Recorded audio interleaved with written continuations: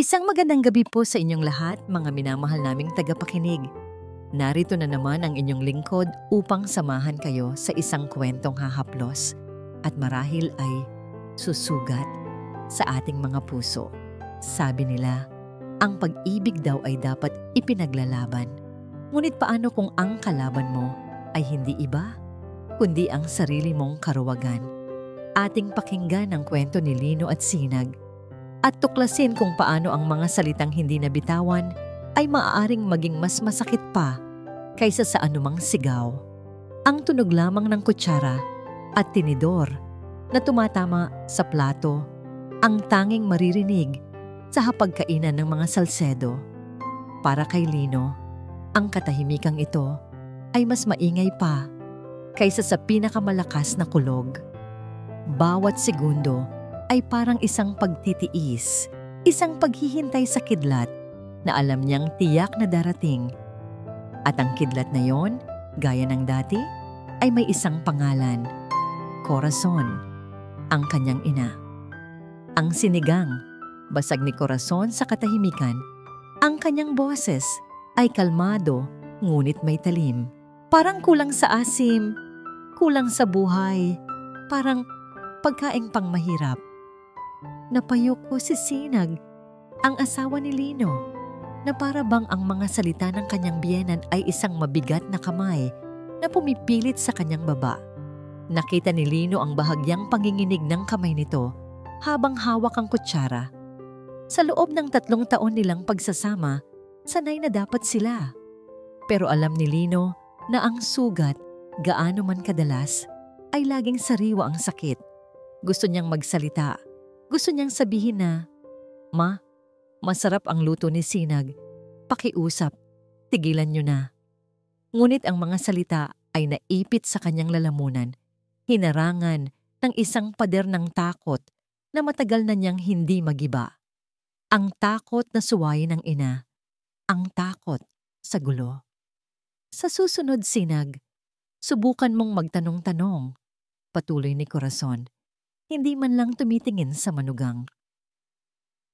Ang anak ng kumari kong si Conchita, isang doktora, kahit abala sa ospital, ay nakakahanap ng oras para magluto ng masasarap para sa asawa niya. Iyon ang asawa, marunong mag-alaga. Doon na tumingin si Sinag sa kanya. Isang tingin na puno ng pagsusumamo. Isang tingin na humihihingi ng tulong, ng saklolo, ng kahit isang salita man lang para ipagtanggol siya. Nakita ni Lino ang lahat ng iyon. Nakita niya ang pagod sa mga mata ng kanyang asawa, ang unti-unting pagkamatay ng kislap na minahal niya noon. Ngunit ano ang ginawa niya? Ibinaling niya ang kanyang tingin sa sariling plato. Tinuon niya ang pansin sa kanin na para bang iyon ang pinakainteresanteng bagay sa mundo. Sa simpleng pag-iwas na iyon, alam niyang sinagot na niya ang tanong ni Sinag. At ang sagot niya ay isang malaking kabiguan, isang duwag. Iyon siya. Hindi na muling nagsalita si Sinag hanggang matapos ang hapunan. Tahimik siyang nagligpit ng mga plato. Bawat kilos ay kontrolado, ngunit ramdam ni Lino ang bigat sa bawat hakbang nito. Nang gabing iyon, sa kanilang silid, ang katahimikan ay naging isang malamig na kumot na bumalot sa kanilang dalawa. Nahiga si Sinag na nakatalikod sa kanya. Narinig ni Lino ang isang pigil na hikbi, isang tunog na para bang sinasaksak ang kanyang puso. Gusto niyang umusog, yakapin ito, at bumulong ng patawad. Ngunit nanatili siyang hindi gumagalaw, nagkunwaring tulog, pinipiling takasan ang sakit na siya mismo ang may kagagawan. Mas madali ang magpanggap, mas madali ang manahimik. At sa katahimikang yon siya nakatulog, dala ang bigat ng isang pagsisising hindi niya masabi. Kinabukasan, isang kakaibang liwanag ang gumising kay Lino. Ang sinag ng araw mula sa bintana ay tila mas matapang. Walang sinag na nakaharang dito. Agad siyang napabalikwas. Ang pwesto sa tabi niya sa kama ay malamig na. Walang laman. "Sinag," tawag niya. Ang boses ay bahagyang paos. Walang sumagot. Bumangon siya. Isang kaba ang unti-unting gumagapang sa kanyang dibdib. Tinungo niya ang banyo. Walang tao. Binuksan niya ang aparador. At doon, ang kaba ay naging isang malakas na dagok sa kanyang sikmura. Ang lahat ng damit ni Sinag, wala na. Ang mga sapatos, ang mumurahing bag, ang maliliit na gamit nito sa ibabaw ng tokador. Lahat ay naglaho na para bang hindi kailanman naging parte ng silid na iyon. Ang tanging naiwan ay ang amoy nitong pamilyar na unti-unti na ring naglalaho sa hangin. Napaluhod si Lino. Ang kanyang mga mata ay nanlalabo habang nililibot ang tingin sa kawalan. At doon, sa ibabaw ng maliit na mesa sa tabi ng kanyang higaan, sa pwesto niya, may isang bagay na kumikinang. Ang kanilang wedding ring, ang singsing na isinuot niya sa daliri ni Sinag sa harap ng altar. Dahan-dahan niyang inabot iyon. Ang lamig ng metal ay parang yelo sa kanyang nanginginig na palad. Hindi ito isang simpleng pag-alis. Hindi ito isang ordinaryong tampuhan. Ang pag-iwan sa singsing ay isang mensahe, isang pagtatapos. Ang gabing walang salita ay nagbunga ng isang umagang walang laman. Ang bigat ng singsing sa kanyang palad ay bigat ng buong mundo. Paulit-ulit na dinial ni Lino ang numero ni Sinag. Ang kanyang hinlalaki ay nanginginig sa bawat pagpindot. Sa bawat pagtawag, iisa lang ang kanyang naririnig. Ang malamig at walang emosyong boses mula sa kabilang linya. Nagsasabing ang numerong kanyang tinatawagan ay hindi maabot. Sinag, pakiusap, sagutin mo. Bulong niya sa kawalan na para bang maririnig siya nito. Pagkatapos ng 10 subok, ibinagsak niya ang telepono sa kama. Ang pag-asa ay unti-unting napapalitan ng isang pamilyar na damdamin. Takot. Isang takot na mas malalim at mas madilim kaysa sa takot niya sa kanyang ina. Ito ang takot ng tuluyang pagkawala. Kinailangan niyang harapin ang umaga. Kinailangan niyang harapin si Corazon. Pagbaba niya sa kusina, naroon na ito nagtitimpla ng kape. Ang mukha ay walang mababakas na anumang pag-aalala. O gising ka na pala, sabi nito. Hindi man lang siya tinitingnan. Ang asawa mo, hindi pa yata bumabangon. Anong oras na? Akala mo yata'y prinsesa. Napalunok si Lino. Ito na. Ma, si Sinag po. Umuwi muna sa probinsya. May biglaang problema raw po sa pamilya niya. Ang pagsisinungaling ay dumulas sa kanyang mga labi, isang sandatang matagal na niyang ginagamit para sa pansamantalang kapayapaan. Humigop ng kape si Corazon bago sumagot. Nagbakasyon? O baka naman natauhan na? May ngisi sa gilid ng kanyang labi, isang nangising nagpapakulo ng dugo ni Lino. Aba, mas mabuti kung hindi na bumalik. Bawas sa bigas, bawas sa sakit ng ulo. Sa unang pagkakataon sa loob ng mahabang panahon, isang init ang umakyat mula sa dibdib ni Lino patungo sa kanyang lalamunan. Galit. Purong galit. Ang kanyang mga kamao ay naikuyom sa kanyang tagiliran. Ang mga salita ng kanyang ina ay hindi na lang basta patutsada. Ang mga ito'y lason at ngayon niya lang naramdaman ang tindi ng kamandag. Ma, asawa ko po siya, mariin niyang sabi. Ang boses ay bahagyang nanginginig sa pigil na emosyon. At ako ang ina mo. Ganting sagot ni Corazon na ngayon ay matalim na siyang tinititigan. Alam ko kung ano ang makabubuti sa'yo, Lino. Makakahanap ka rin ng babaeng nababagay sa'yo, anak. Hindi yung ganyan lang. Hindi na sumagot si Lino. Alam niyang walang patutunguhan ang usapan. Sa halip, tinalikuran niya ang kanyang ina at bumalik sa kanilang silid. Ang silid niya.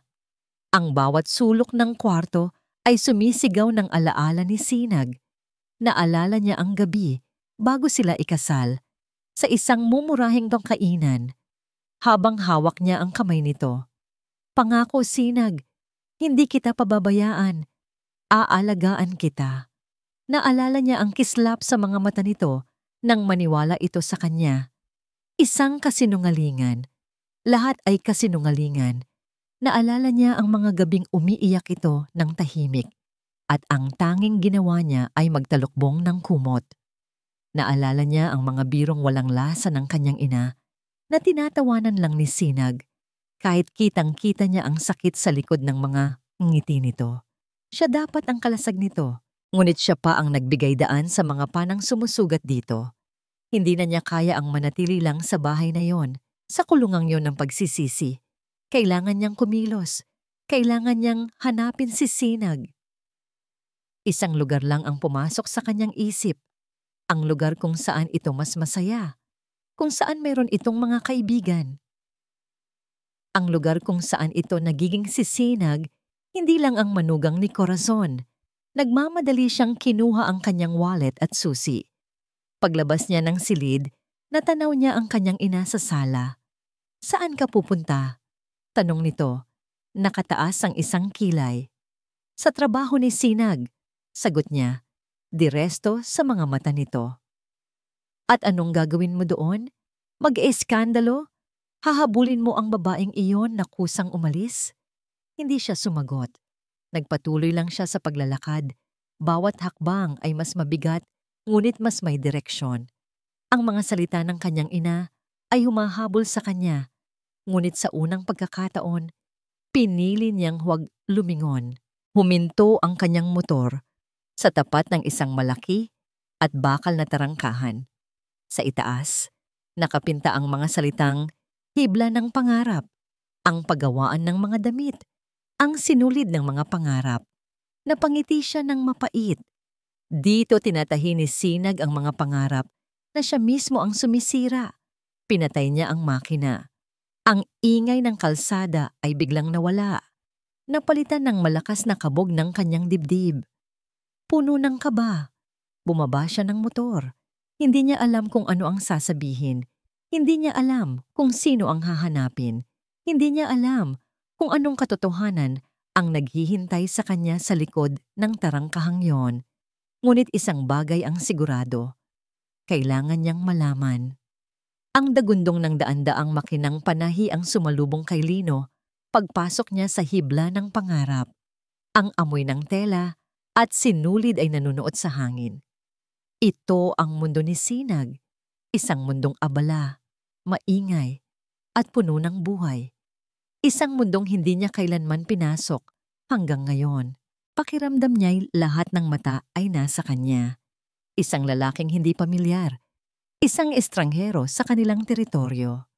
Lumapit siya sa isang gwardya. "Magandang umaga po. Hinahanap ko lang po sana si Sinag Ramos," sabi niya. Pilit na pinapakalma ang sarili. Tiningnan siya ng gwardya mula ulo hanggang paa. "Wala siya ngayon, sir. Hindi pumasok." "Alam niyo po ba kung nasaan ang kaibigan niyang si Tala?" Pagpapatuloy ni Lino, kumakapit sa huling hibla ng pag-asa. Itinuro ng gwardya ang isang pinto sa di kalayuan. "Kantin! Baka nandoon! Break time nila." Nagpasalamat si Lino at tinungo ang direksyong itinuro. Sa loob ng kantin, ang ingay ay mas personal. Tawanan, kwentuhan, tunog ng mga kubyertos. At doon, sa isang mesa sa sulok, kasama ang iba pang mga babae, nakita niya si Tala. Nakilala niya ito mula sa mga litrato na ipinapakita ni Sinag. Huminga siya ng malalim bago lumapit. "Tala?" Natigil sa pagtawa si Tala. Ang masaya niyang mukha ay agad na nagbago nang makita kung sino ang nasa harap niya. Isang malamig na pader ang tila humarang sa pagitan nilang dalawa. Ang mga kasama niya sa mesa ay natahimik. Ramdam ang biglaang pagbabago ng tensyon. "Anong ginagawa mo rito?" tanong ni Tala. Ang boses ay walang bahid ng anumang pagbati. "Kailangan kong makausap si Sinag. Alam mo ba kung nasaan siya?" Pakiusap ni Lino. Tumayo si Tala. "Mag-usap tayo," sabi niya. At nagsimulang maglakad palabas ng kantin patungo sa isang mas tahimik na pasilyo. Sumunod si Lino. Ang bawat hakbang ay parang may dalang tingga. Nang huminto sila, hinarap siya ni Tala. Ang mga mata nito'y nag-aapoy sa galit na hindi nito itinago. Ngayon mo siya hinahanap? Ngayon kung kailan wala na siya? Galing, Lino. Ang galing mo. Ang sarkasmo ay parang lasong tumarak sa dibdib ni Lino. Pakiusap, Tala. Nag-aalala ako. Umalis siya. Iniwan niya ang singsing namin. At nagtataka ka pa? Putol ni Tala. Ang boses ay tumaas. Nagtataka ka kung bakit siya umalis. Saan ka ba nagpunta nitong mga nakaraang taon, Lino? Nasaan ka noong gabi-gabi siyang tumatawag sa akin, umiiyak dahil sa mga salita ng nanay mo? Hindi nakasagot si Lino. Ang mga salita ni Tala ay mga sampal na hindi niya nakikita. Alam mo ba kung gaano kasakit para sa kanya na makita kang nakayukulang sa hapagkainan habang nilalait siya? Alam mo ba kung ilang beses niyang sinabi sa akin na kaya pa niyang tiisin ang lahat basta alam niyang nandyan ka sa likod niya? Pero nasaan ka, Lino? Nasaan ka habang unti-unti siyang dinudurog sa sarili niyang pamamahay? Bawat tanong ay isang patalim. Bawat salita ay isang katotohanang matagal na niyang tinatakasan. Oo, alam niya. Alam na alam niya. Ngunit ang marinig ito mula sa ibang tao, mula sa taong pinagkakatiwalaan ng kanyang asawa, ay may dalang ibang klaseng sakit. Isang sakit na may kasamang kahihiyan. Patawad. Iyon lang ang salitang lumabas sa kanyang bibig, mahina at halos pabulong. Huwag sa akin. Mabilis na sagot ni Tala. Huwag sa akin ang pagsisisi mo. Wala na itong silbi ngayon. Nakita ni Lino ang pagod at awa sa mga mata ni Tala sa likod ng galit nito. Nasaan siya? Ligtas ba siya? Tanong ni Lino. Ang boses ay basag na. Huminga ng malalim si Tala na para bang pinipigilan ang sariling emosyon. Nasa ligtas siyang lugar. Isang lugar kung saan walang manlalait sa kanya. Isang lugar kung saan hindi niya kailangang maghintay ng salita mula sa isang duwag. Ang salitang duwag ay tumama ng diretso. Walang paligoy-ligoy. Iyon ang katotohanan. Naglabas ng isang maliit at nakatuping papel si Tala mula sa kanyang bulsa. Hindi ko sasabihin sa'yo kung nasaan siya. Hindi mo pa siya karapat-dapat makita. Inabot nito ang papel kay Lino. Pero kung gusto mo talagang maintindihan kung bakit nangyari ang lahat ng ito, kung gusto mong simulan ang paghahanap sa tamang paraan, heto. Nag-aalangang kinuha ni Lino ang papel. Inaasahan na isa itong address o numero ng telepono. Ngunit nang buksan niya ito, isang linya lang ng sulat kamay ang kanyang nabasa. Hindi ito address. Hindi ito pangalan. Tanungin mo ang nanay mo tungkol sa kanyang unang pag-ibig. Ang pag-uwi ni Lino ay may dalang kakaibang hangin. Hindi ito ang karaniwang pagod na Lino mula sa trabaho. May bigat sa kanyang mga balikat at may apoy sa kanyang mga mata na ngayon lang nakita ni Corazon. Umupo ito sa tapat niya sa sala. Hindi nagsalita agad. Tila tinitimbang ang mga salitang bibitawan. Ma, panimula nito. Ang boses ay kalmado ngunit may diin. May gusto po akong itanong. Tinaasan siya ng kilay ni Corazon. Ano na namang drama ito, Lino? Kung tungkol na naman yan sa babaeng yon, hindi po. Putol ni Lino. At ang simpleng pagputol na yon ay sapat na para patigilin si Corazon. Hindi siya kailanman pinutol ng kanyang anak. Tungkol po ito sa inyo. Ma, sino po ang unang pag-ibig ninyo? Para kay Corazon, ang tanong ay isang kidlat na gumising sa isang halimaw na matagal na niyang pinatulog sa kaibuturan ng kanyang alaala. Ang kanyang unang reaksyon ay galit. Isang nag-aalab na galit na nagsisilbing pader sa kanyang kahinaan. Saan mo nakuha ang kalokohang yan? Sigaw niya. Ang kanyang boses ay umalingaw-ngaw sa kanilang sala. Sinabi sa'yo ng asawa mo, no? Anong mga kasinungalingan ang ibinulong niya sa'yo para siraan ako? Ang babaeng yon, tunay na ahas. Ngunit habang binibitawan niya ang bawat salita, Ang pader ay unti-unting nagkakalamat. Ang tanong ni Lino ay isang susi na pilit binubuksan ng isang baul na matagal na niyang isinara at nilagyan ng kandado. At sa loob ng baul na yon ay hindi ginto, kundi puro pait at kahihiyan. Bigla, hindi na si Lino ang nakikita niya. Ang sala nila ay naglaho. Napalitan ito ng isang maalikabok na daan sa ilalim ng tirik na araw. 30 taon na ang nakalipas. Siya ay isang dalagang 18 taong gulang pa lamang noon. Ang pangalan niya ay Cora, simple at puno ng pangarap. At ang pangarap niyang yon ay may pangalan, Ricardo. Si Ricardo ang anak ng pinakamayamang pamilya sa kanilang bayan. Mahal nila ang isa't isa, o iyon ang akala niya. Isang hapon, pinapunta siya nito sa kanilang mansyon. Puno ng pag-asa, suot ang kanyang pinakamagandang bestida, naglakad si Cora patungo sa malaking tarangkahan na bakal. Ngunit hindi si Ricardo ang sumalubong sa kanya. Ang ina nito, isang matronang kung manamit ay puno ng alahas at kung tumingin ay puno ng pangmamaliit. "Ikaw si Cora?" tanong ng babae. Ang boses ay kasing lamig ng marmol na sahig ng kanilang bahay. Tumango siya, nahihihiya. "Huwag ka nang umasa," sabi ng matrona, walang paligoy-ligoy. "Hampas lupa ka lang. Ang pamilya namin ay hindi nagpapasok ng dumi sa aming pangalan. Hindi ka nababagay sa anak ko." Bawat salita ay isang sampal. Bawat tingin ay isang panghuhusga. At ang pinakamasakit sa lahat, naglabas ng isang sobrang makapalang ina ni Ricardo. "Heto, pera. Sapat na siguro yan para sa pamilya mo at para layuan mo na ng tuluyan ng anak ko." Inihagis nito ang sobre sa paanan niya na para bang nagtatapon ng basura. Noong hapong yon, habang pinupulot niya ang sobre sa lupa, ang mga luhang dumaloy sa kanyang pisngi ay hindi lang luha ng dalamhati. Iyon ay luha ng galit, luha ng kahihiyan. At habang naglalakad siya palayo, habang ang tarangkahan ng mansyon ay isinasara sa kanyang likuran, isang sumpa ang binuo niya sa kanyang puso. Hinding-hindi mararanasan ng magiging anak niya ang kahihiyang ito.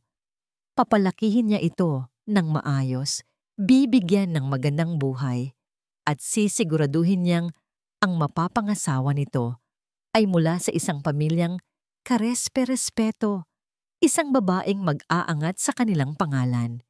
Hindi isang babaeng magiging dahilan para muli siyang laitin at tapak-tapakan. "Ma, okay lang po kayo?" Ang boses ni Lino ang nagpabalik sa kanya sa kasalukuyan. Ang mga alaala ay bumalik sa baul, ngunit ang sakit ay nanatili. Sariwa na parabang kahapon lang nangyari. Ang galit niya kanina ay napalitan ng isang pagod na hindi niya maipaliwanag. Tiningnan niya ang kanyang anak. Ang anak na pinrotektahan niya sa paraang alam niya. Ang pagmamahal niya kay Lino ay totoo. Ngunit sa paglipas ng mga taon, ang pagmamahal na yon ay nabahiran ng laso ng nakaraan. Naging isang pagmamahal na sumasakal, isang pagmamahal na nakakasakit. Nakita niya kay Sinag ang anino ng kanyang sarili noon, isang babaeng mahirap, isang babaeng sa tingin niya ay magdadala ng kahihiyan. At hindi niya namalayan, siya na pala ang naging matronang kinamumuhian niya. "Wala kang pakialam sa nakaraan ko," mahina niyang sabi. Ngunit wala na ang talim. Ang naroon na lang ay ang bigat ng 30 taong pag-iisa. Hindi sumagot si Lino. Nakatitig lang ito sa kanya. At sa katahimikan na yon, isang taksil na butil ng luha ang kumawala mula sa mata ni Corazon at mabilis na dumaloy sa kanyang pisngi. Mabilis niya itong pinunasan, ngunit huli na ang lahat. Nakita na ito ni Lino. Sa unang pagkakataon, sa buong buhay niya, nakita ni Lino Salcedo na umiyak ang kanyang ina. At sa sandaling iyon, naunawaan niyang ang galit nito kay Sinag ay hindi lang simpleng pagmamataas. Ito ay isang sugat na hindi kailanman naghilom. Lumipas ang isang araw na parang isang taon. Ang pag-iyak na nasaksihan ni Lino mula sa kanyang ina ay hindi nagbigay sa kanya ng kapayapaan. Sa halip, nag-iwan ito ng mas maraming tanong at isang pakiramdam ng kalungkutang mas malalim pa. Naunawaan niya kung saan nanggagaling ang pait ni Corazon. Ngunit ang pag-unawang iyon ay hindi nagbura sa kanyang sariling pagkakasala. At higit sa lahat, hindi nito ibinalik si Sinag. Wala na siyang ibang mapupuntahan. Ang tanging sinulid na maaari pa niyang kapitan ay ang lugar kung saan huli niyang naramdaman ang anino ng katotohanan. Ang hibla ng pangarap. Bumalik siya sa pabrika kinabukasan. Ang puso niya'y mas mabigat. Ang kanyang mukha'y bakas. Ang walang tulog na gabi. Sa pagkakataong ito, hindi na niya hinanap si Tala. Alam niyang wala na siyang makukuhang sagot mula rito. Dumiretso siya sa gwardya. Magandang umaga po. Maaari ko po bang makausap ang inyong manager? Tiningnan siya ng gwardya. Marahil ay natatandaan ang mukha niya mula kahapon. May appointment po ba kayo, sir? Wala po. Pag-amin ni Lino, ang boses ay halos magmakaawa. Pero pakiusap, mahalaga po ito. Tungkol po ito sa isa sa mga empleyado ninyo, kay Sinag Ramos. May nakitang kung ano ang gwardya sa mga mata ni Lino. Isang desperasyong hindi maikakaila.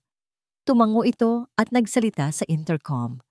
Pagkaraan ng ilang sandali, pinapasok siya at itinuro sa isang maliit na opisina na hiwalay sa maingay na pagawaan. Ang opisina ay tahimik at malinis. Isang lalaking nasa edad 40, nakasalamin at may mahinahong itsura. Ang nakaupo sa likod ng mesa. Tumayo ito at inilahad ang kamay. Ginoong Salcedo? Ako si Mr. De Castro, ang plant manager. Maupo ka. Umupo si Lino, ang kanyang mga kamay ay magkasalikop sa ibabaw ng kanyang mga tuhod upang itago ang panginginig. Ano ang maitutulong ko sa'yo? Tanong ng manager. Ang kanyang boses ay kalmado at profesional. Ang asawa ko po, si Sinag. Nagtatrabaho po siya rito. Panimula ni Lino. Umalis po siya sa bahay. Hindi ko po siya makontak. Naisip ko po, baka sa kanyang employee file. Baka may address po ng kamag-anak o probinsya na maaari kong puntahan. Pakiusap po, kailangan ko siyang mahanap. Tinitigan siya ni Mr. De Castro. Ang mga mata nito sa likod ng salamin ay tila sinusuri ang kanyang pagkatao. Hindi namin basta-basta ibinibigay ang impormasyon ng aming mga empleyado. Ginoong Salcedo. Iyon ay labag sa aming patakaran. Naiintindihan ko po, sabi ni Lino. Ang pag-asa ay muling lumulubog. Pero kasalanan ko po kung bakit siya umalis. Kailangan ko lang pong magkaroon ng pagkakataong humingi ng tawad. Kahit iyon lang po. Ang pag-amin na yon, ang hilaw na katapatan sa kanyang boses, ang tila nagpabago sa isip ng manager. Tumahimik ito sandali. Pagkatapos ay tumayo at lumapit sa isang bakal na filing cabinet sa likod niya. Binuksan niya ito. Inilabas ang isang folder. Isinara niya ang cabinet. Ang bawat kilos ay mabagal at may layunin na lalong nagpapakaba kay Lino. Inilapag ni Mr. De Castro ang folder sa mesa at binuksan ito sa harap ni Lino. Hindi ko ito dapat ginagawa, ngunit sa tingin ko, kailangan mo itong makita. Ang mga mata ni Lino ay mabilis na sinuri ang mga dokumento. Isang standard na 201 file. Naroon ang litrato ni Sinag na nakangiti. Ang litratong ginamit nito noong mag-apply. Naroon ang kanyang birthday, ang SSS number at ang address ng bahay nila. Walang bago, walang makakatulong.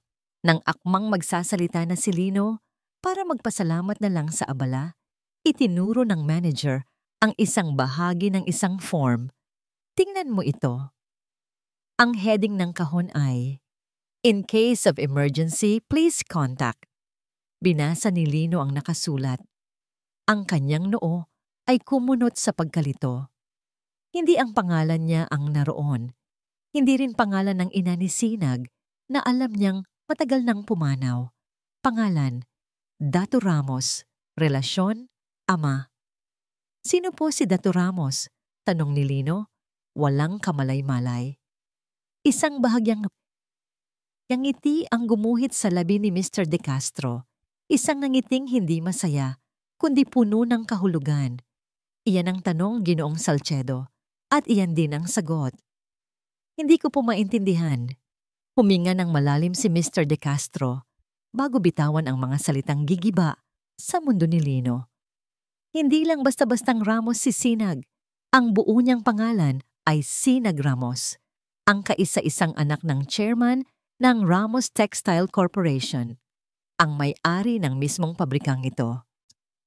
Ang mga salita ni Mr. De Castro ay parang kulog na bumasag sa katahimikan ng opisina, ngunit para kay Lino, ang mga ito'y walang tunog. Tila biglang naging bingi ang kanyang mga tainga. Ang tanging naririnig niya ay ang mabilis at malakas na pagtibok ng sarili niyang puso, isang ritmong puno ng gulat at hindi paniniwala. May-ari, anak ng may-ari, ang asawa niya, si Sinag. Umiling si Lino, isang bahagyang paggalaw ng pagtanggi. Nagkakamali po kayo. Si Sinag, simpleng babae lang siya. Galing siya sa probinsya. Isang mananahi na nagtapos ng business administration sa isa sa mga pinakamahusay na universidad sa bansa. Dugtong ni Mr. De Castro, ang kanyang boses ay kalmado, ngunit bawat salita ay may bigat. Isang babaeng piniling talikuran ng yaman para maranasan ang simpleng buhay. Para makahanap ng isang taong magmamahal sa kanya, hindi sa pera niya. Ang bawat salita ay isang piraso ng isang palaisipan na ngayon ay nabubuo sa isip ni Lino. Ang lahat ay biglang nagkaroon ng katuturan sa isang masakit at brutal na paraan. Naalala niya ang mga pagkakataong nag-aalok siya, nabilhan si Sinag ng mga mamahaling regalo, ngunit palagi itong tumatanggi. Sinasabing mas gusto niya ang mga simpleng bagay. Akala niya'y dahil sa pagtitipid. Naalala niya ang kakaibang talino nito sa pag-compute ng kanilang budget. Ang husay nitong magplano na para bang sanay ito sa mas malalaking numero. Akala niya'y sadyang wais lang ito. Naalala niya ang mga kwento nito tungkol sa kanyang ama. Isang ama na palagi niyang sinasabing abala at malayo, ngunit puno ng pagmamahal. Akala niya'y isang simpleng magsasaka ito o mangingisda. Lahat ng akala niya ay kasinungalingan. O mas masakit, isang katotohanang hindi niya nakita dahil nabulag siya ng sarili niyang pangunawa, ng pangunawa na ipinilit sa kanya ng kanyang ina. Sinubok kanya, Lino. Sabi ni Mr. De Castro, ang kanyang boses ay may bahid na ng awa. At sa tingin ko, alam mo na sa sarili mo kung pumasa ka o hindi. Hindi na nakasagot si Lino. Tumayo siya. Ang kanyang mga tuhod ay tila malambot na gulaman. Nagpasalamat siya ng pabulong at naglakad palabas ng opisina. Ang kanyang isip ay isang blangkong papel. Paglabas niya sa pabrika, ang sikat ng araw ay tila nakakasilaw. Ang ingay ng mga sasakyan sa kalsada ay nakakabingi. Ang mundo ay umiikot, ngunit siya ay nakatayo lang, hindi gumagalaw, nalulunod sa isang dagat ng katotohanan. Naglakad siya ng walang direksyon. Ang kanyang motor ay naiwan sa paradahan, ngunit hindi niya ito alintana. Ang kanyang mga paa ang nagdadala sa kanya, habang ang kanyang isip ay paulit-ulit na binabalikan ang bawat araw, bawat linggo, bawat taon ng kanilang pagsasama. Isang pagsubok. Ang buong pagsasama nila ay isang malaking pagsubok. Isang pagsubok ng pagkatao. Isang pagsubok ng pag-ibig. At siya, si Lino Salcedo, ay bumagsak. Hindi lang basta bumagsak, sumuko siya bago pa man magsimula ang laban. Ang mga panglalait ng kanyang ina ay muling umalingaw-ngaw sa kanyang isipan. hampas lupa. Walang pinag-aralan. Hindi na babagay sa'yo. Ang bawat salita ay isang latigo. Hindi na para kay Sinag, kundi para sa kanya. Dahil sa bawat panglalait na yon, ang tanging ginawa niya ay manahimik. Ang katahimikan niya ang kanyang naging hatol. Napaupo siya sa isang bangko sa gilid ng isang abalang parke. Ang mga taong nagdaraan, mga batang naglalaro, mga magkasintahang magkahawak kamay, mga pamilyang masayang nagtatawanan, ay tila mga multo mula sa ibang mundo. Isang mundong hindi na siya kabilang. Ang kahihiyan ay isang kumunoy na humihila sa kanya pababa. Paano niya haharapin si Sinag ngayon? Anong sasabihin niya? Patawad dahil naging duwag ako? Patawad dahil hinayaan kong laitin ka ng nanay ko, kahit na sa katotohanan, mas mataas ka pa sa aming lahat. Ang pagsisisi ay mas matindi na ngayon. Hindi na lang ito pagsisisi ng isang asawang nagpabaya. Ito ay pagsisisi ng isang taong napatunayang walang kwenta. Isang taong hindi karapat-dapat sa pag-ibig na ibinigay sa kanya ng buong buo at walang pasubali. Inilabas niya ang kanyang telepono, tinitigan ang madilim na screen. Ang kanyang mundo ay gumuho. Ang pundasyon ng kanyang buhay, ang kanyang pag-ibig, ang kanyang pagkatao ay nadurog na. Nasa ilalim na siya ng lahat. Wala nang mas ibababa pa. Nasa kanya ang lahat ng pagkakataon para patunayan ang halaga ng kanyang pagmamahal. Ngunit sinayang niya ito. All is lost. Nawala na ang lahat. At habang nakatitig siya sa blankong screen, bigla itong umilaw. Isang text message mula sa isang numerong hindi rehistrado. Nanginginig ang kanyang mga kamay habang binubuksan niya ito. Gusto kang makausap ng tatay ko. Kasunod ng text message ay isang address. Isang address sa isang subdibisyong hindi kailanman inakala ni Lino na mapupuntahan niya sa buong buhay niya. Isang lugar na nababasa lang niya sa mga dyaryo, tahanan ng mga pinakamayayamang pamilya sa bansa. Wala nang takot sa dibdib ni Lino. Wala na ring pag-aalinlangan. Ang kahihiyan at pagsisisi ay nilamon na ang lahat ng yun. Ano pa ba ang maaari niyang ikatakot? Nasa ilalim na siya. Ang tanging daan na lang ay ang humarap. Nang dumating ang taxi sa tapat ng address, ang bumungad sa kanya ay hindi isang bahay, kundi isang pader. Isang pader na napakataas at sa likod nito ay isang tarangkahang bakal na mas malaki pa sa kanyang buong apartment. Ramdam niya ang tingin ng mga gwardya mula sa guardhouse, mga tinging nagsusuri, mga tinging nagsasabing, hindi ka nabibilang dito. Naglakad siya papalapit. Ang kanyang simpleng t-shirt at maong ay tila isang uniforme ng kahirapan sa lugar na iyon. Ang bawat hakbang ay isang paalala kung gaano kalaki ang agwat ng mundo nilang dalawa ni Sinag. Ang bawat hakbang ay isang pag-amin sa kanyang pagkabulag. Nang sabihin niya ang kanyang pangalan, tila inaasahan na siya. Bumukas ang malaking tarangkahan nang walang ingay. Nagbubunyag ng isang malawak na hardin at isang daan ng bato, patungo sa isang bahay na mas mukha pang palasyo. Pakiramdam niya'y lalong lumiit ang kanyang pagkatao. Isang kasambahay na nakauniporme ang sumalubong sa kanya sa pinto at ginabayan siya papasok. Ang loob ng bahay ay malamig at tahimik. Ang sahig na gawa sa marmol ay kumikinang. Ang mga kasangkapan ay mukhang mga piraso ng sining at sa pader ay nakasabit ang isang malaking painting ng isang babaeng kamukhang kamukha ni Sinag. Masaya, walang bahid ng kalungkutan at napapaligiran ng luho. Dinala siya sa isang silid-aklatan na may matataas na estante ng mga libro. Sa gitna, nakaupo sa isang malaking silyang gawa sa leather, ay isang lalaki.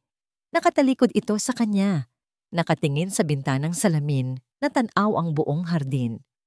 Ginoong Salcedo, sabi ng lalaki, hindi pa rin lumilingon. Ang kanyang boses ay malalim, kalmado at puno ng awtoridad. Dahan-dahan itong umikot sa kanyang silya.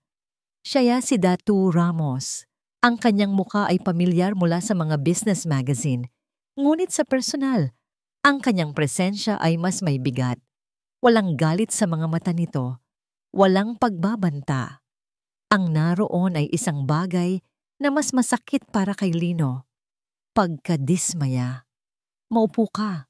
Alok nito, itinuturo ang silya sa harap ng kanyang mesa. Sumunod si Lino. Alam mo na siguro kung bakit kita pinapunta rito? Panimula ni Dato Ramos, ang kanyang mga daliri ay magkasalikop sa ibabaw ng mesa. Ang anak ko. Simpleng babae lang siya, Lino. Ang tanging pangarap niya ay mahalin siya para sa kung sino siya, hindi para sa kung anong meron siya. Tinitigan siya nito ng diretso. Maraming sumubok na makuha ang kamay ng anak ko. Mga anak ng senador, mga negosyante, mga abogadong magagaling. Ngunit sa likod ng kanilang mga matatamis na salita, iisa lang ang nakikita ko, interes sa aming yaman. Kaya naman pumayag ako sa hiling niya. Isang pagsubok, isang huling pagkakataon para makahanap ng isang taong totoo. Bawat salita ni Dato Ramos ay isang pagsusuri. Hindi ito isang akusasyon. Ito ay isang paglalahad ng mga katotohanan na mas matalim pa sa anumang paninisi. Pinili ka niya, Lino. Nakita niya sa iyo ang kabaitan, ang pagiging simple. Naniwala siyang sa iyo niya matatagpuan ang isang pag-ibig na walang kondisyon. Ibinigay niya sa iyo ang kanyang tiwala. Ibinigay niya sa iyo ang kanyang puso. Ang tanging hiningi niya bilang kapalit ay proteksyon. Ang tanging kailangan niya ay isang kakampi. Huminto ito sandali, at ang katahimikan ay napuno ng kabiguan ni Lino. At nabigo ka sa kanya. Hindi kumibo si Lino. Hindi siya nagtangkang magdahilan. Tinanggap niya ang bawat salita dahil lahat ng iyon ay totoo. Yumuko siya, ang kanyang mga mata ay nakatitig sa kanyang mga kamay na nanginginig. Inaamin ko po lahat, sabi ni Lino. Ang boses ay basag at puno ng kahihiyan. Wala po akong idadayhilan. Naging duwag po ako. Naging mahina. At sa bawat araw na nanahimik ako mismo ang unti-unting pumatay sa pagmamahal na ibinigay niya sa akin. Itinaas niya ang kanyang tingin at sa unang pagkakataon, sinalubong niya ang mga mata ni Dato Ramos. Hindi po ako naparito para hingin siyang bumalik. Alam ko pong hindi na ako karapat-dapat. Naparito po ako para humingi ng pagkakataon. Isang pagkakataon lang po na makahingi ng tawad sa kanya ng personal. Nagtagal ang titig ni Dato Ramos sa kanya. Tila sinusukat ang bawat hibla ng kanyang pagkatao. At sa gitna ng mabigat na katahimikan, isang boses ng babae ang bumasag dito. Nagmumula sa may hagdanan. Isang boses na kilalang-kilala ni Lino, ngunit may ibang tono. Mas matatag, mas may kumpiyansa. Dad, tama na po. Napalingon si Lino. Doon, nakatayo sa paanan ng engrandeng hagdanan ay si Sinag. Ngunit hindi ito ang Sinag na kilala niya. Ang gusgusin nitong damit pantrabaho ay napalitan ng isang simpleng puting bestida na bumagay sa kanyang katawan. Ang buhok niyang palaging nakatali ay nakalugay at alon-alon. Wala na ang bakas ng pagod sa kanyang mukha. Sa kanyang kinatatayuan, siya ay isang reyna sa kanyang sariling palasyo. Napatayo si Lino na parang isang estatwa. Ang babaeng nasa hagdanan ay si Sinag. Ngunit hindi rin siya si Sinag. Ang bawat kilos nito, mula sa pagbaba sa bawat baitang ng hagdanan, ay may dalang bigat at kumpiyansang hindi niya kailanman nakita rito. Tila ba ang bawat hibla ng pagiging isang ramos ay bumabalot na ngayon sa pagkatao nito. Para kay Lino, ang bawat hakbang ni Sinag papalapit ay isang hakbang papalayo. Habang lumiliit ang distansya sa pagitan nila, lalong lumalaki ang agwat na nilikha ng kanyang mga pagkukulang. Hindi niya maiangat ang kanyang tingin mula sa sahig na marmol. Ang kinang nito ay tila nangungutya sa kanyang kadunguan. Sa panig naman ni Sinag, Ang makitang muli si Lino sa loob ng kanyang tahanan ay parang isang panaginip na ayaw niyang magisingan. Ang puso niya ay nagtatalo. May parte ritong gustong tumakbo at yakapin ang lalaking mahal pa rin niya.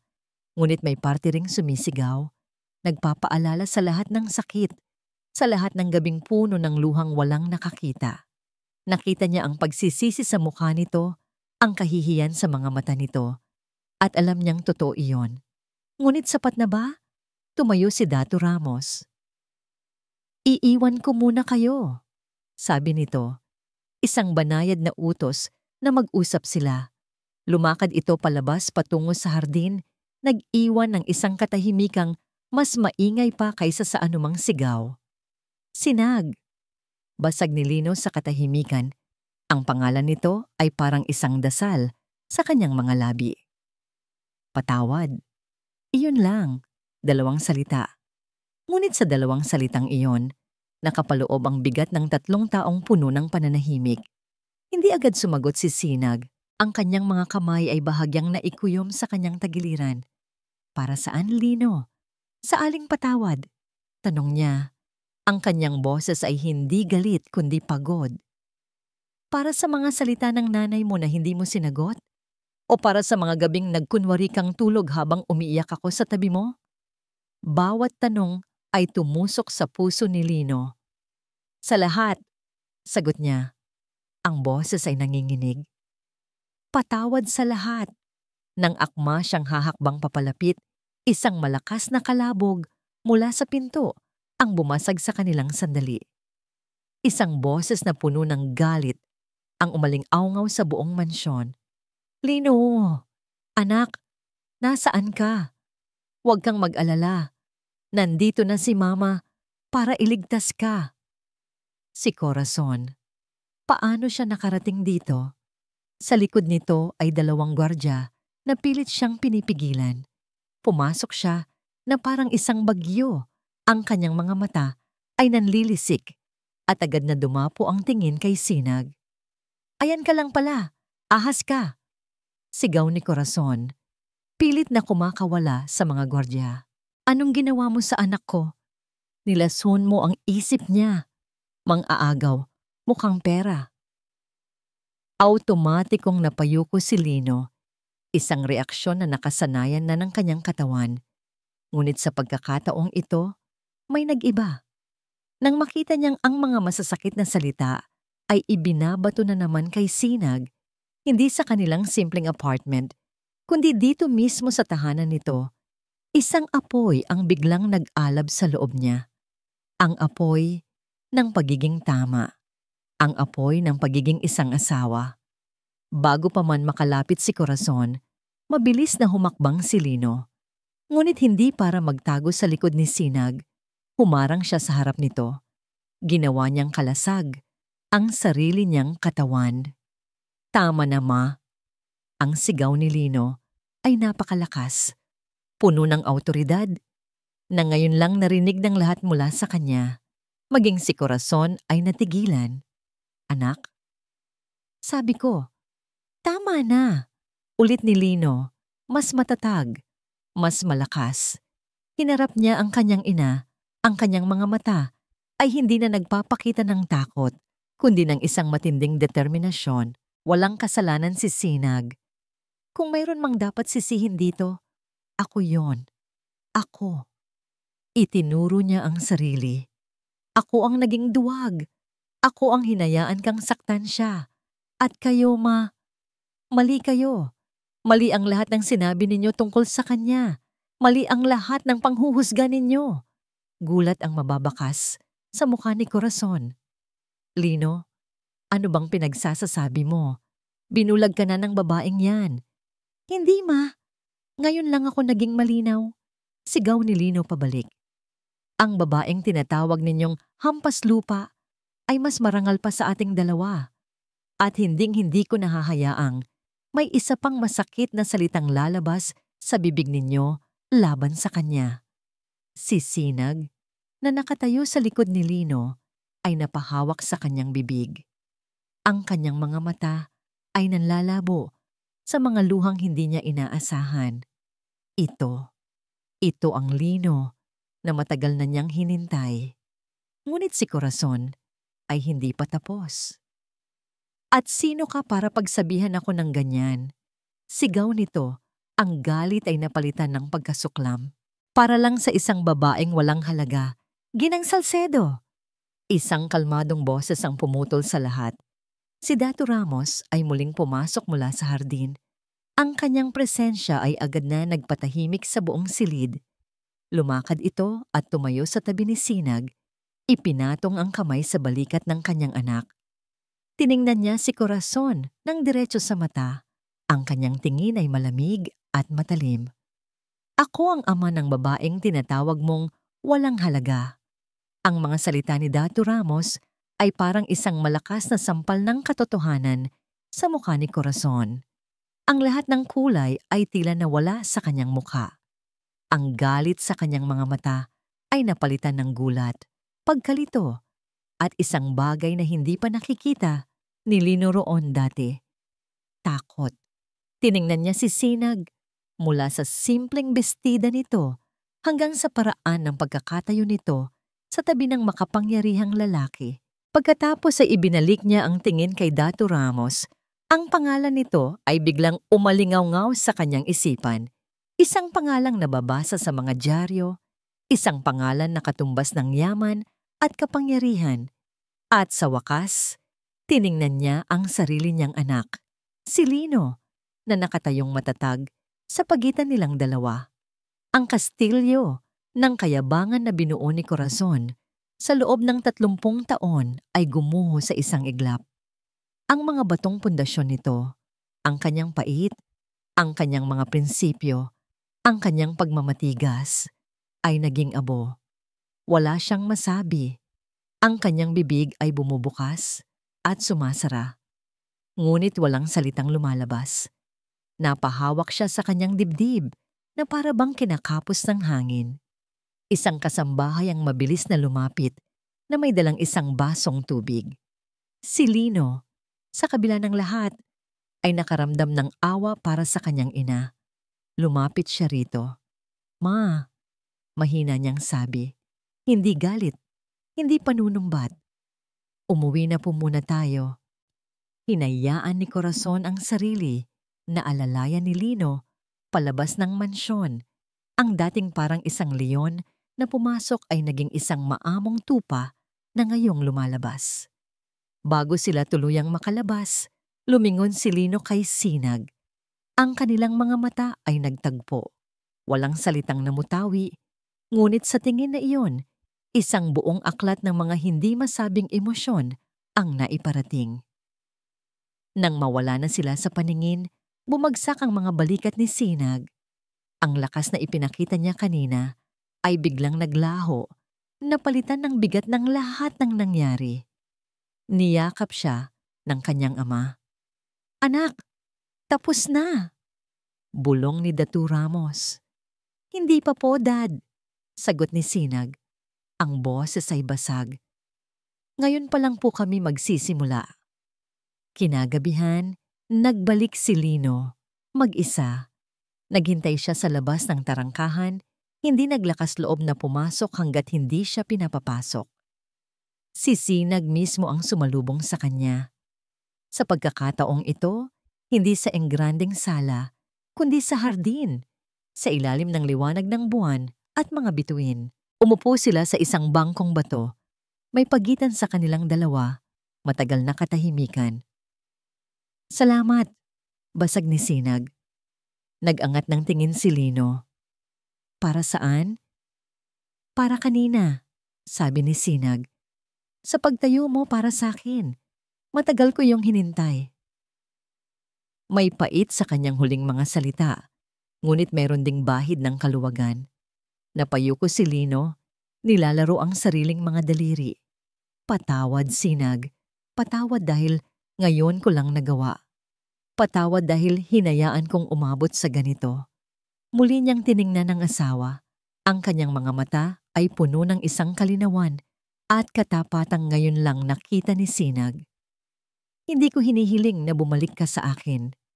Alam kong wala akong karapatan. Ang pagsisisi ko ay hindi kabayaran sa lahat ng sakit na naidulot ko. Gusto ko lang sabihin sa iyo ng harapan na pinagsisisihan ko ang lahat at naiintindihan ko kung ito na ang katapusan. Isang luha ang pumatak mula sa mata ni Sinag. Hindi na luha ng sakit kundi luha ng paglaya. Ako rin, Lino. May kasalanan din ako. Umamin siya. Dapat sinabi ko sa iyo ang totoo mula pa sa simula. Ngunit natakot ako. Natakot akong baka magbago ang tingin mo sa akin, na baka mahalin mo ako dahil sa kung anong mayroon ako. Ang pagsubok na ginawa namin ni Dad, naging isang bitag na rin para sa sarili ko. Ang kanilang pag-uusap ay isang lunas. Bawat salita ng katotohanan ay tila isang gamot na humihilom sa mga sugat na matagal na nilang itinatago. Walang sisihan, walang paghuhusga, tanging isang dalisay at masakit na pag-amin sa kanilang mga pagkakamali. Tumayo si Lino.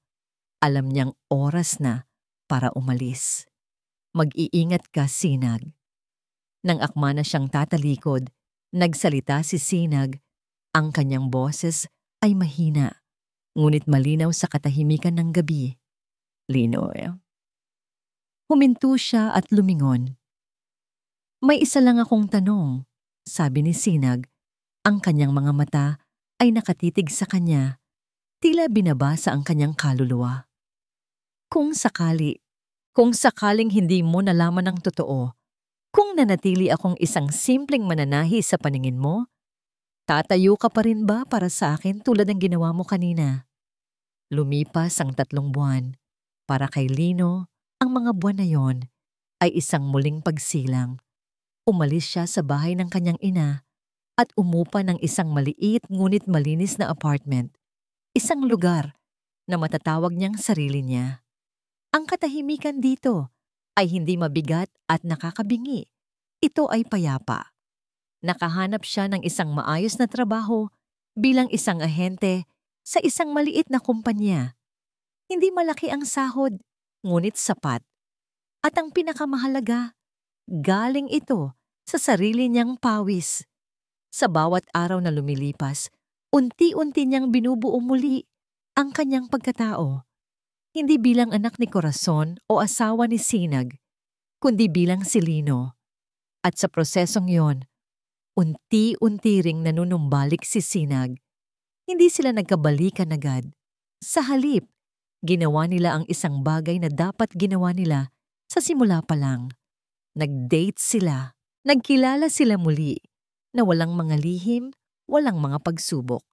Isang hapon, habang magkasama silang naglalakad sa isang parke, bumili si Lino ng 2 apa ng sorbetes mula sa isang naglalako.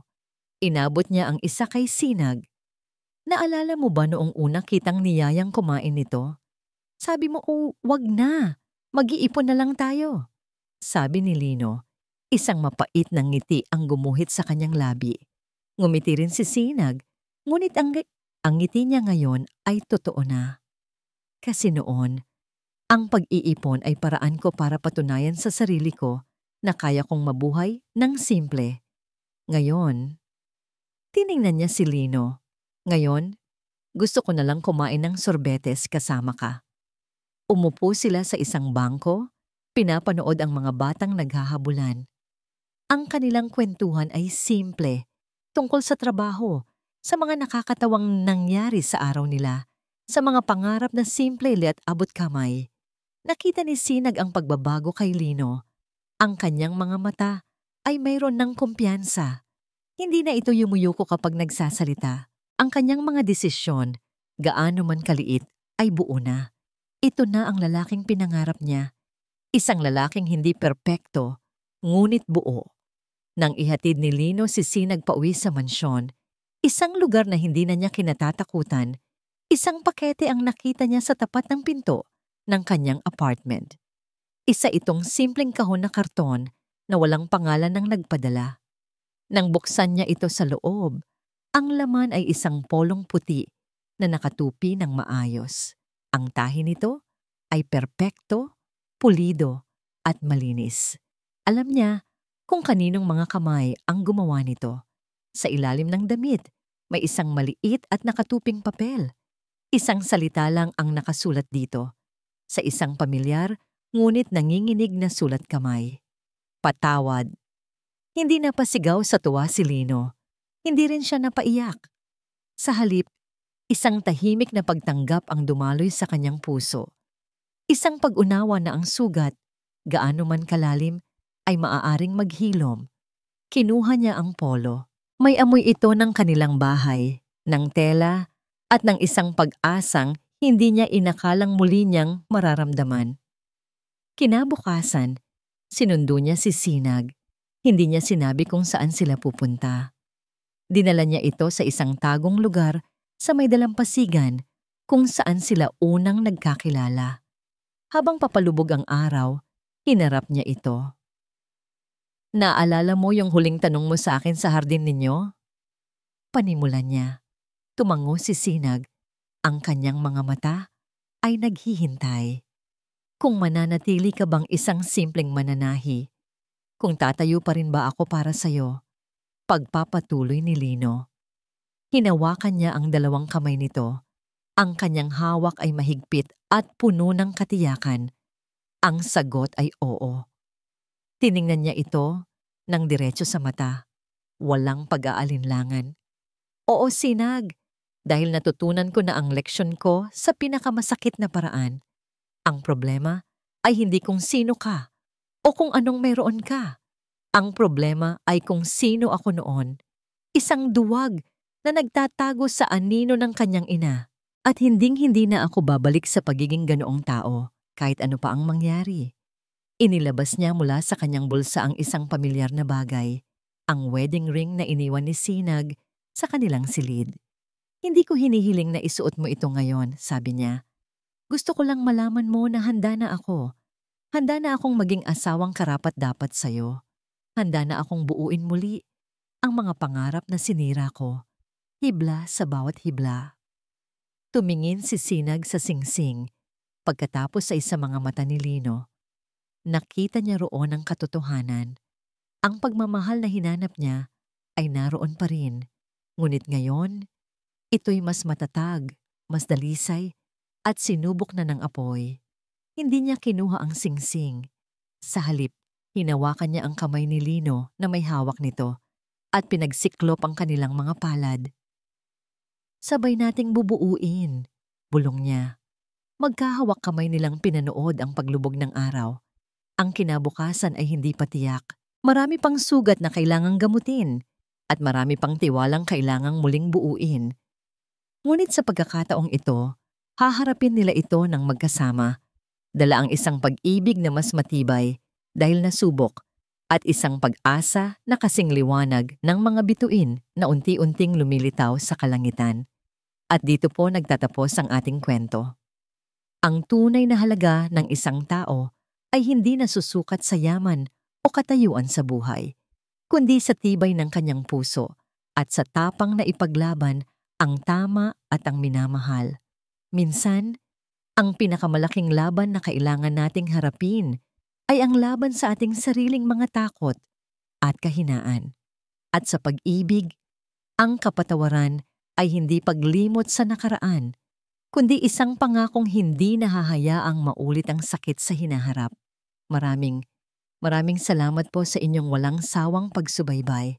Sana po ay may napulot kayong aral at inspirasyon sa kwento ni Lino at Sinag. Kung mayroon po kayong nais na kwentong marinig sa susunod, ito man ay tungkol sa pamilya, pagkakaibigan o panibagong pag-ibig, huwag po kayong mag-atubiling i-comment sa ibaba.